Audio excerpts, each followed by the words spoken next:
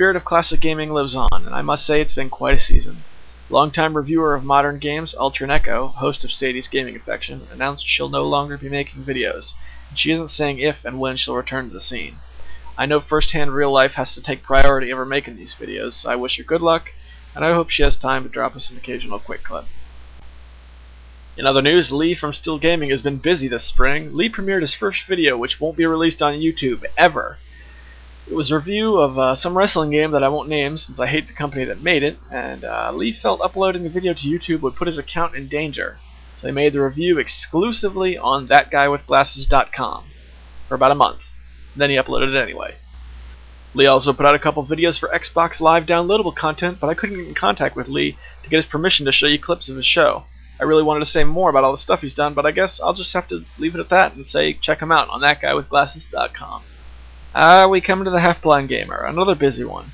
There have been 3 notable episodes of Crap Digging Investigations, and they've all come out this spring. They are Arcade Classics, Video Speedway, and The Seventh Guest. All quality episodes. But I think what made this season special to me was that it was these episodes, for the first time, made me feel like I wouldn't mind owning a CDI machine. Well, at least a little bit. Half-Blind Gamer also made guest appearances on Video Game Takeout and on the podcast, The Ben and Derek Random Show. Both of these are available on RetroWareTV.com. Vintage Video Game Geek completes his first full season after launching his show this past winter. His focus is on pre-8-bit era type games, like the Coleco and the Atari 2600. This spring he's put out several reviews, including one for Smurf Rescue, Jungle Hunt Quickstep, Mr. Do, and Popeye. Make sure you check his channel out. Of course, my 2 favorite modern game reviewers, Gooch and the Douchebag, continue their work on a top 10 worst console of all time list. This spring they've released number 9 and 8, which were the Atari 5200 and the Vectrex. Stay tuned for when they release episode number 7. And now it's time to talk about the winner of last season's award, the HVGN. Happy Video Game Nerd has announced that he's temporarily on ice until he clears up some technical difficulties with his computer. However, he did have time to give us, this season, one awesome video.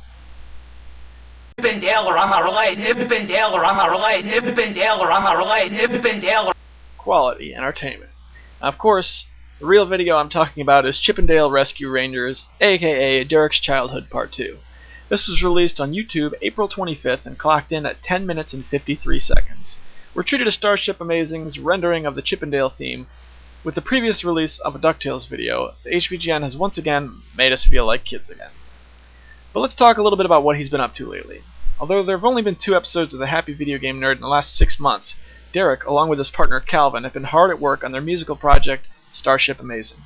They're simultaneously working on 2 upcoming albums entitled Scoops the Robot and An Apocalypse in Binary, Memoirs of a Gearheart Decrion. They also have 3 releases available for free download. You can check them out now at www.starshipamazing.com. Here's just a little sample of what Starship Amazing has to offer. It's hard living, week to week. Happy Console Gamer also had a busy season, making review videos for the Phantasy Star series, the Power Stone series, Guardian Heroes, and a video about bad voiceover dubs, which was nominated for the Spring '09 award. By the way, Dr. Garcia, how is the development of your ultimate weapon? I just discovered this guy, and I gotta say, if you haven't seen the Happy Console Gamer, set aside an afternoon to watch his stuff, because here's a guy who puts out A-grade videos rapid fire. At least 2 or 3 times a month, he puts out a review which lasts on average about 8 minutes or so.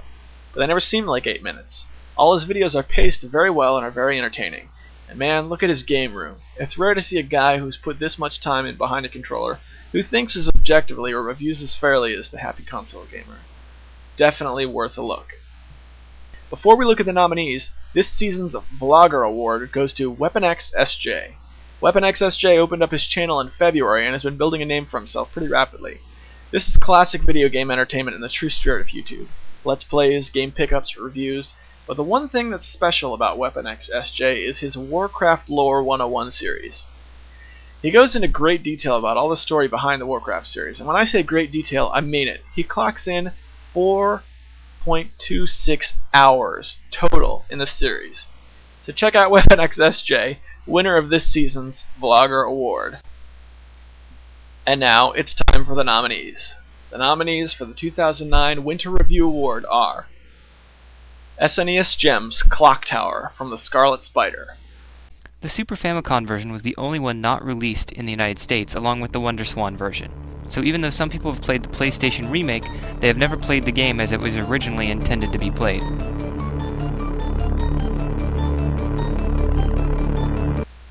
2-Bit Gaming's Bleemcast series.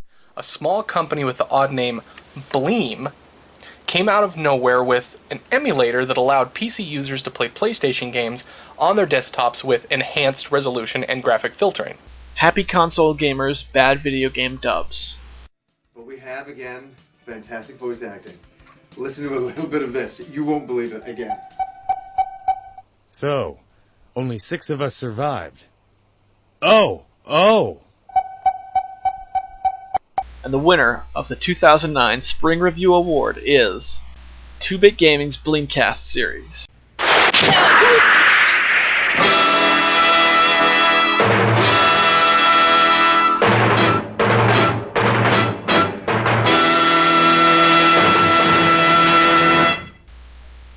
Two-Bit Gaming hosted a 3-part series about a little peripheral for the Dreamcast, which emulates PlayStation games, called Bleemcast. These are definitely reviews about the peripheral and not about the games discussed.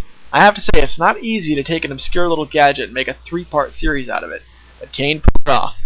This series gets the award for originality, information, and overall entertainment value. That about wraps it up for this season's award. Thanks for joining us, and I hope to see you again at the end of the summer. I'm Critical Failure for Tiger Claw TV, signing off.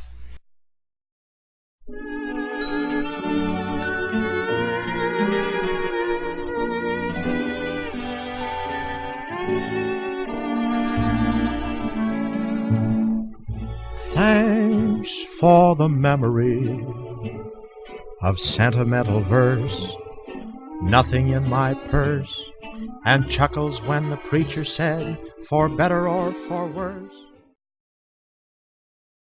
Like Heath Ledger dies, all these explosions, then all of a sudden you see Batman 3 and it opens up, it's hot living!